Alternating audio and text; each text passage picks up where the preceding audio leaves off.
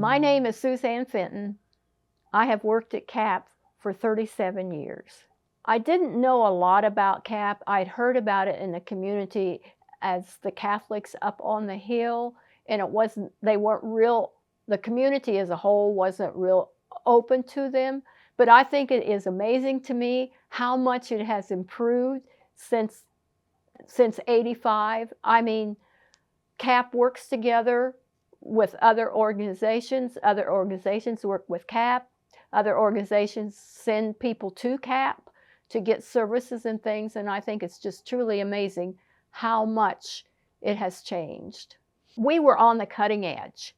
That's why the state and things came to CAP to ask about how we did our early intervention program, how we did our child development. Many of the program managers and things that were there back then were on the state level helping with these different programs to get them set up, to get them established, because we were in the forefront.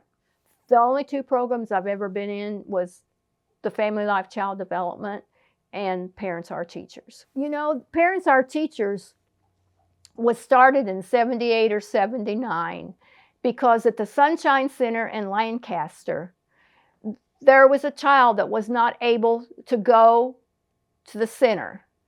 And so Marilyn Stavancy worked there, and she went to Father Biding, and she told him the situation, and he told her to go to EKU and take some special education classes. And because of the special education classes, Parents Are Teachers was born. And it's been a program that was started 45 years ago, and I've been in the program 35 years. And I'm just amazed at the impact that CAP and Parents Are Teachers has had. Back then, in '87, a lot of these families did not have transportation, and so we would transport and take them, and a lot of them were very fearful going to the dentist or different places because they've never been there before, and they really didn't know how to advocate for themselves and encourage just how to relate to the staff. If someone would tell them no, they wouldn't challenge them. They'd just accept the no. So I think it was encouraging them to have someone model for them and be there as a helper. I think our mission statement expresses where we're really coming from and how we truly care about people, and we want to change lives by giving them hope. And if you don't give hope, there's nothing that can be done. Jacob was a child that there just were some complications with the delivery. And so I went into the home and worked with the mom mostly. Rainbow Respite came in and gave the mother respite so that she would be able to get out of the home and go shopping or whatever she needed to do. And it was just, I think the family was overwhelmed because there were a lot of therapy. He was getting physical therapy, speech, and occupational therapy, plus developmental intervention. So the family was just overwhelmed, and it was helpful for them just to have someone in there to encourage them and to support them and to let them know that they were loved unconditionally and someone really cared for them. A couple years ago, in the spring, Jacob and his family came to one of the offices, and I got to meet Jacob. I didn't even know I kind of kept up with him a little bit through his aunt, but I didn't really know. And just to see him and see him to be able to talk and to respond, I was just overwhelmed. I was just overwhelmed that he is working for UK, and I never thought he would have that potential. That just blew me away. When I saw him, I just cried because it was just such amazing to see a child that I never thought would be able to walk, to communicate with people. I was just overwhelmed, is all I can say. And I just give God the credit that the people were in place to help him be where he is today. And I just think it's wonderful that CAP was involved. Well, I wanted to go full-time, and there was an opening, and I thought, I'll never get it because I don't have any experience working with people with physical disabilities. When I started teaching in public school, the new teacher always got the bottom half of the class. So I always had the bottom half of the class, the children that were very, very challenging. And that was fine with me because I struggled all the way through school myself. And so I could understand and I could empathize. And the parents as a whole really liked me because I was really challenging the children to reach their full potential, and I would do whatever I needed to do to see that they could achieve. And so that's how I got involved in Parents Are Teachers. And all I can say is Parents Are Teachers has truly changed my life. I mean, I just can't express how grateful I am for the opportunity I've gotten to use my abilities that I didn't even know I had. I didn't realize I was really good at networking in the community, and that just really blossomed out. And if you mention my name in a lot of agencies and things, they'll say, oh yeah, you mean to tell me she hasn't retired yet? She's still working? But it's changed my life. It's really made a difference. It's encouraged me to be more outgoing, to be more humble, to be more loving, to be less judgmental, and to really, truly accept a person for who they are. You know, it's really sad when you walk in with a parent and they've been informed that their child will never do anything, that they'll just lay there. And you can demonstrate to the parent that, hey, let's work with this child and help this child reach his or her full potential, whatever that may be. And let's love this child. And it's just remarkable to see when you love the family, the difference that they can make in it when someone is not being judgmental.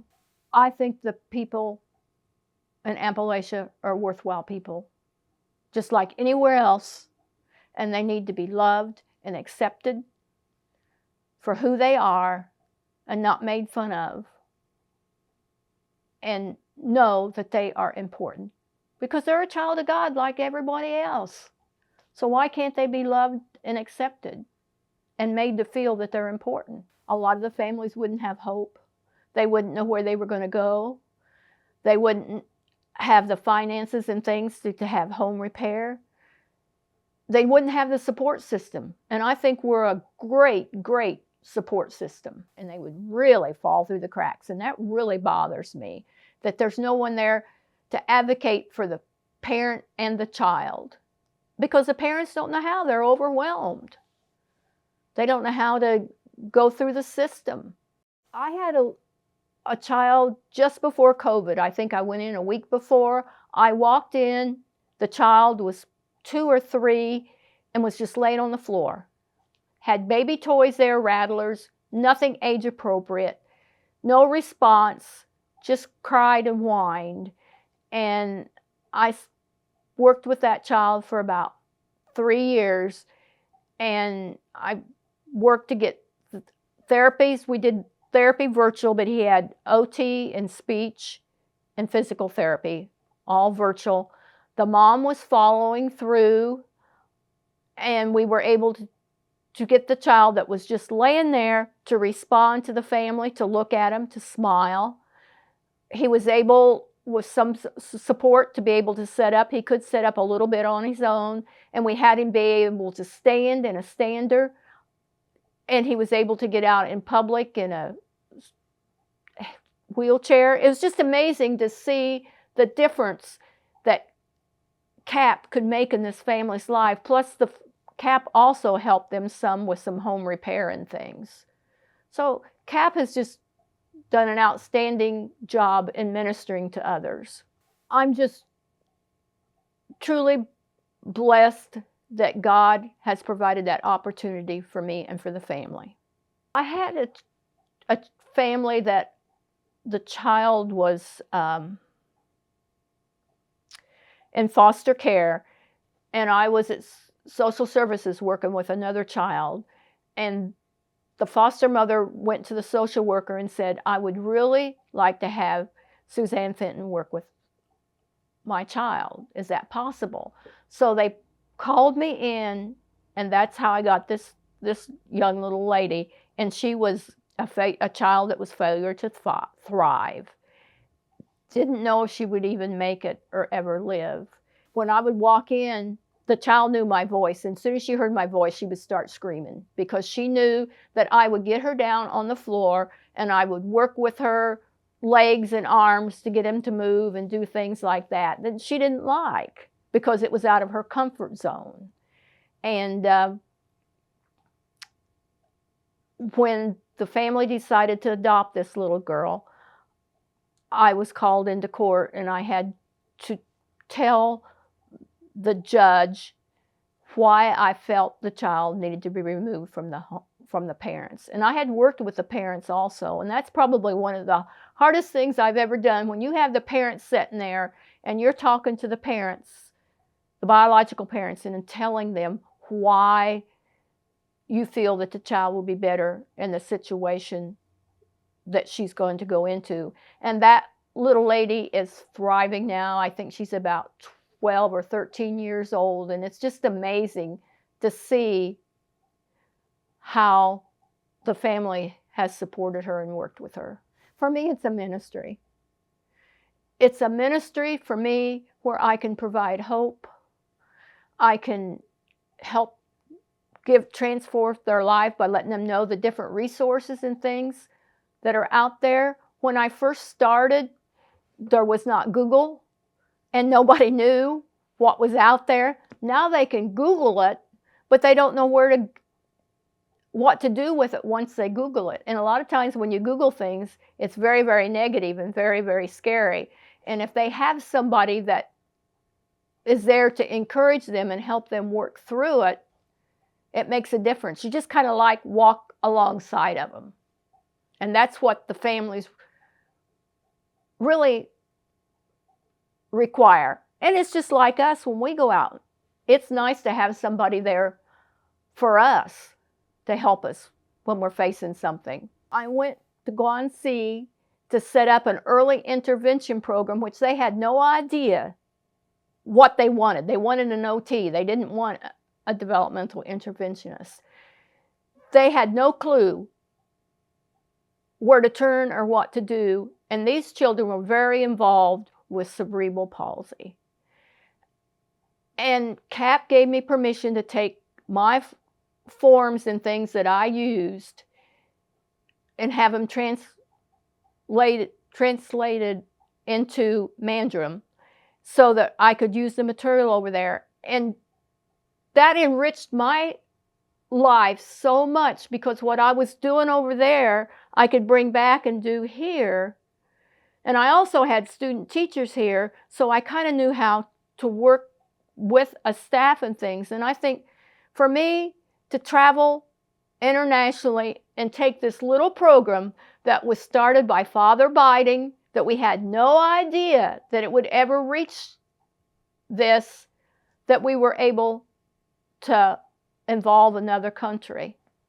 I think that's a real blessing because there's no way that one person can do as many children that need, but if you can teach other people how to do it, then it spreads. It's just like Father Biding when he came, he was one person, but he had volunteers, and then of course he got employees. And look how CAP has spread worldwide because of one person.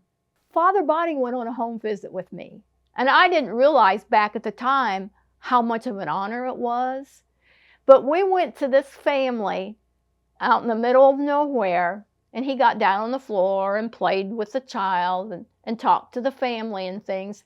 And you know what's remarkable?